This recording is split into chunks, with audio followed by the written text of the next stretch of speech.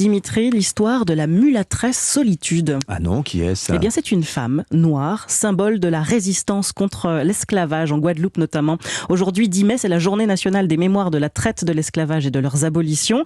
Alors, comme chaque année depuis 17 ans, une cérémonie se tiendra au Jardin du Luxembourg à Paris, en présence d'Emmanuel Macron. Dans la foulée, le 17e arrondissement de la capitale va inaugurer une statue de la mulâtresse Solitude. Un symbole très fort, Thibaut Hu.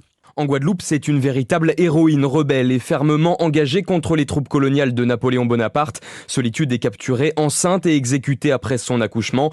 Elle est devenue une figure forte de la résistance des esclaves noirs, explique Dominique Taffin, directrice de la Fondation pour la mémoire de l'esclavage. Elle vient prendre place finalement aux côtés des personnages masculins qui eux étaient déjà beaucoup mieux connus, comme Louis Delgrès, comme Ignace, comme des combattants contre le rétablissement de l'esclavage. Et Solitude va devenir une statue inaugurée aujourd'hui dans le 17e arrondissement de Paris, dans un jardin qui porte déjà son nom. Solitude va être la première statue en pied d'une femme noire dans l'espace public à Paris. Et l'idée, c'est que évidemment, on puisse aussi faire la place à ces personnages féminins qui sont dans les Outre-mer et qui ont joué des rôles importants de lutte en faveur de la liberté, en faveur de l'égalité. Des monuments existent déjà en l'honneur de Solitude à Bagneux dans les Hauts-de-Seine et en Guadeloupe dans la commune des Abîmes, tout en haut du boulevard des Héros.